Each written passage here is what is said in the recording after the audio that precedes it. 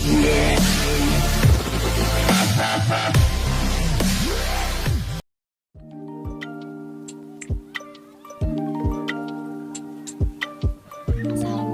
warahmatullahi wabarakatuh. Perkenalkan, nama saya Taida Silmiriskia dari Prodi Perbankan Syariah Universitas Islam 45 Bekasi. Di sini saya akan menjawab soal ujian akhir semester yang telah diberikan oleh dosen mata kuliah Filsafat Ekonomi Islam, yaitu Bapak Rizal Falevi.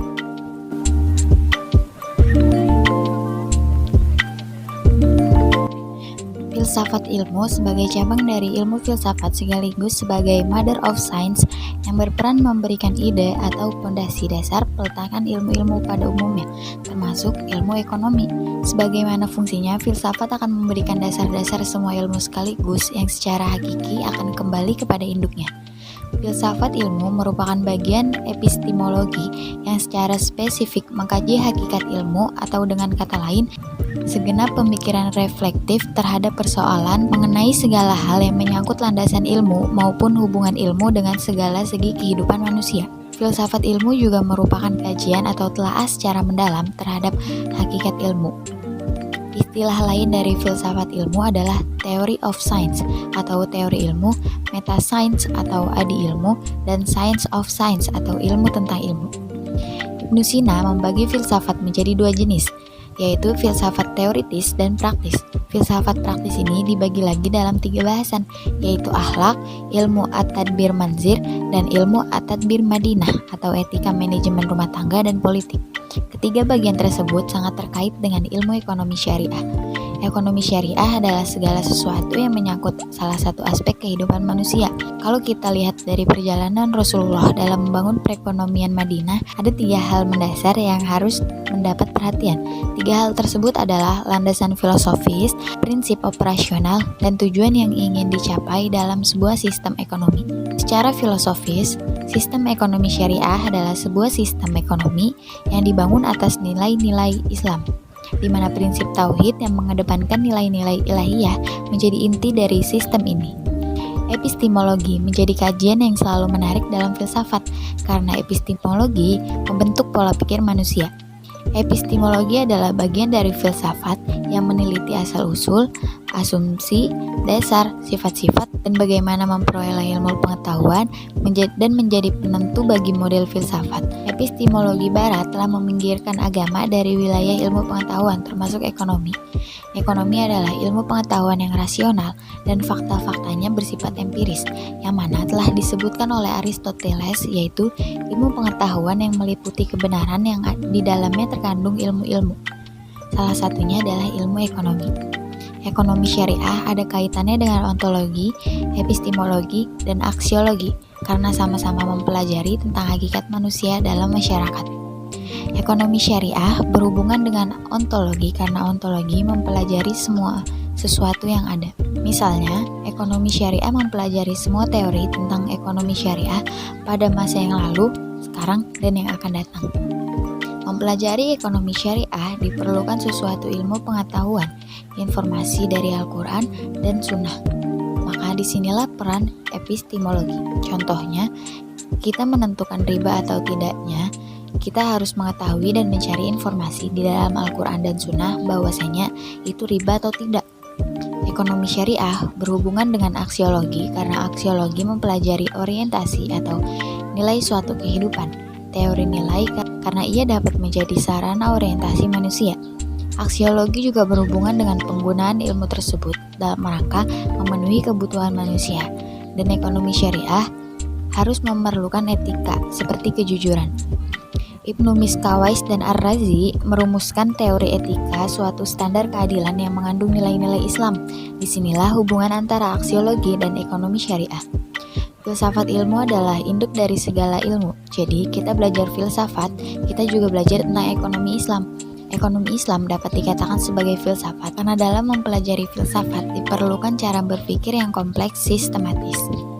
Kesimpulannya, pada dasarnya yang menjadi pembahasan dalam filsafat ilmu ekonomi Islam adalah konsepsi, metodologi, serta ekonomi dalam suatu disiplin ilmu.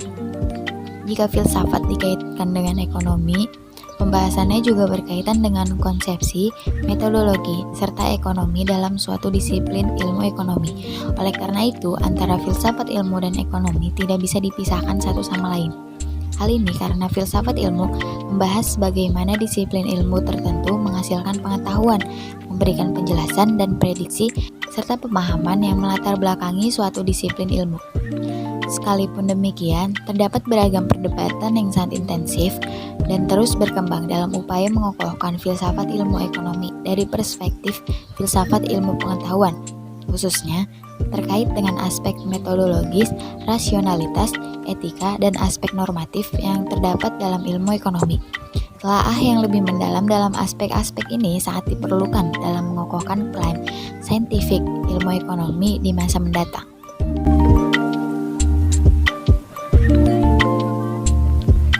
Kalau ditanya kaitan filsafat ilmu dengan perbankan syariah, sebenarnya saya belum tahu bagaimana kaitan antara keduanya. Tetapi yang saya tahu bahwa perbankan syariah itu dua kata yang menurut saya baru dalam dunia perbankan. Kenapa? Karena sampai sekarang orang-orang hanya tahu bahwa perbankan syariah mungkin sama dengan bank konvensional. Belum mengetahui secara mendetail apa perbedaan di antara keduanya. Padahal yang membedakan keduanya adalah etika. Etika di perbankan syariah dan perbankan konvensional sangat jauh berbeda. Contohnya, ketika seorang nasabah masuk ke dalam bank syariah, kita akan mendapat sapaan Assalamualaikum. Lalu dalam transaksinya juga menggunakan akad mudharabah dan juga musyarakah yang di dalamnya tidak mengandung unsur riba. Mengenai sejarah singkat perbankan syariah, yang saya ketahui itu awal mulanya ada sebuah lembaga yang didirikan pada zaman Khalifah Umar bin Khattab yang bernama Baitul Mal, di mana tugasnya yaitu mengelola harta atau kekayaan negara. Dan untuk sejarahnya di Indonesia, awal kemunculannya yaitu pada abad ke-20, di mana pelopor utama berdirinya perbankan syariah yaitu Bank Muamalat.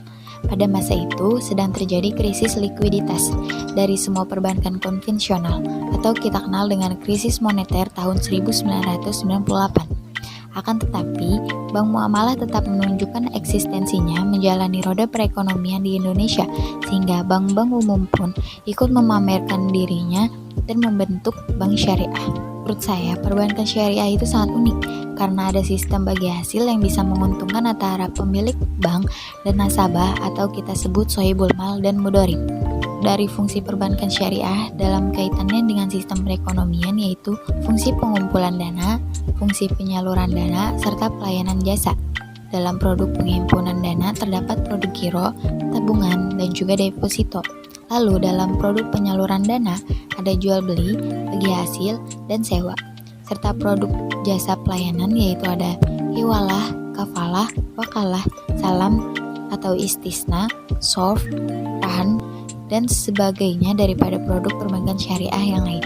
Dan dari penjelasan di atas, saya dapat mengetahui bahwa antara filsafat ilmu dengan perbankan syariah ternyata ada hubungannya.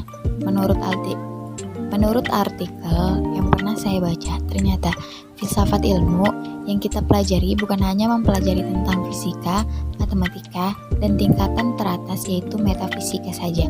Namun, bisa juga membahas tentang polekososbud atau politik, ekonomi, sosial, dan budaya. Dan dalam buku yang saya baca juga, filsafat membahas antara ayat Al-Quran yang berhubungan dengan larangan bunga atau riba. Hipotesa yang diambil dari sebuah artikel tersebut yaitu 1. Filsafat ekonomi bisa membuat seseorang berpikir secara terencana atau terstruktur atau sistematis bagaimana seseorang dapat memenuhi kebutuhan hidupnya. Yang kedua, status pengharaman bunga dalam perbankan syariah sebenarnya masih diperselisihkan oleh para cendekiawan muslim yang intinya masih memperbolehkan dan ada yang mengharamkan. Dengan catatan, jika tidak ada pilihan lain untuk menghindari unsur bunga dan jika ada perbankan syariah, umat Islam harus segera menghindari riba tersebut. Yang ketiga, sebagaimana telah tercantum dalam Al-Quran bahwa bunga diharamkan. Ini menjadi acuan kita sebagai umat muslim menghindari diri dari unsur bunga tersebut, walaupun sebenarnya ada sebagian ulama yang memperbolehkannya, jika tidak berlipat ganda.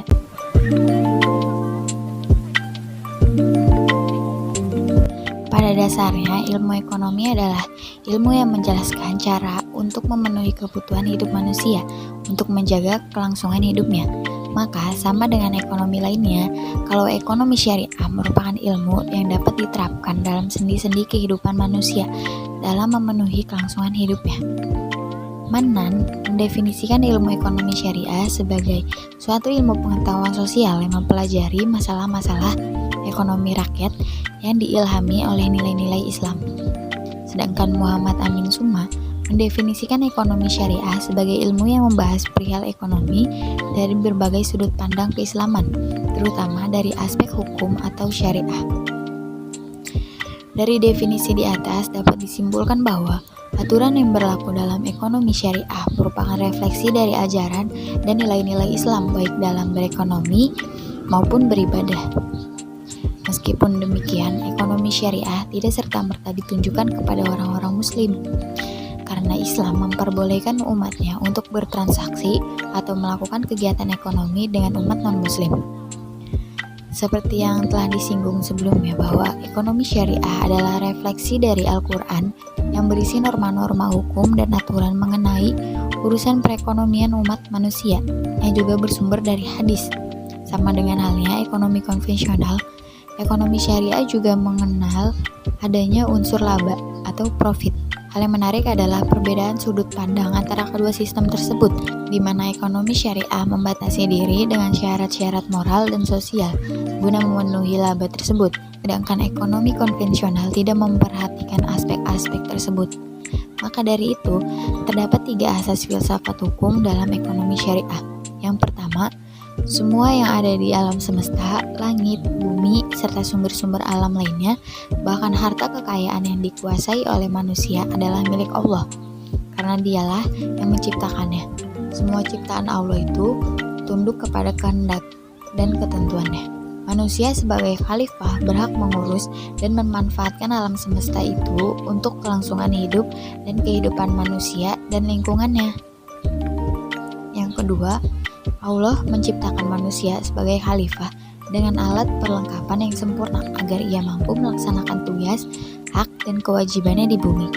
Semua makhluk lain, terutama flora dan fauna, diciptakan Allah untuk manusia agar dapat dimanfaatkan untuk kepentingan hidup manusia dan kehidupannya. Yang ketiga, beriman kepada hari kiamat dan hari pengadilan. Keyakinan pada hari kiamat merupakan asas penting dalam sistem perekonomian Islam. Karena dengan keyakinan itu, tingkah laku ekonomi manusia akan dapat terkendali sebab ia sadar bahwa semua perbuatannya termasuk tindakan ekonominya akan dimintai pertanggungjawaban oleh Allah. Pertanggungjawaban itu tidak hanya mengenai tingkah laku ekonominya saja, tetapi juga mengenai harta kekayaan yang diamanahkan oleh Allah kepada manusia. Konsep dasar ekonomi Islam ada yang namanya fondasi. Dalam sistem ekonomi syariah terdapat 3 lapisan fondasi yang terdiri dari akidah, syariah, dan akhlak, serta ukhuwah. Ukhuwah ialah yang meletakkan tata hubung bisnis dalam konteks persaudaraan universal untuk mencapai kesuksesan bersama. Syariah ialah yang membimbing aktivitas ekonomi sehingga sesuai dengan kaidah-kaidah syariah. Akhlak ialah yang membimbing aktivitas ekonomi senantiasa mengedepankan moralitas sebagai cara mencapai tujuan, serta akidah ialah untuk membentuk integritas yang good governance dan market disiplin yang baik. Lalu setelah fondasi ada yang namanya pilar. Terdapat 3 pilar utama dalam sistem ekonomi syariah yang menjadi dasar sistem perbankan syariah, yaitu keadilan, keseimbangan, dan kemaslahatan. Keadilan yang tercermin dari aktivitas ekonomi yang menghindari riba, maisir, goror, zolim, dan haram. Lalu adanya keseimbangan aktivitas di sektor real finansial, pengelolaan risk return, aktivitas bisnis sosial, aspek spiritual material, dan asas manfaat kelestarian lingkungan, serta melindungi kemaslahatan kehidupan beragama, proses regenerasi, perlindungan jiwa, harta, dan akal. Setelah pondasi dan pilar, kemudian sampailah pada tujuan yang merupakan sasaran akhir dari semua kegiatan pengembangan ekonomi syariah. Tujuan dalam ekonomi syariah adalah falah. Falah ialah kesuksesan yang hakiki berupa tercapainya kebahagiaan dalam segi material dan spiritual, serta serta tercapainya kesejahteraan di dunia dan akhirat. Suatu kesuksesan dalam aspek material tidaklah menjadi sesuatu yang bermakna apabila mengakibatkan kerusakan dalam aspek kemanusiaan lainnya seperti persaudaraan dan moralitas. Sekian video penjelasan dari saya, kurang lebihnya mohon maaf. Assalamualaikum warahmatullahi wabarakatuh.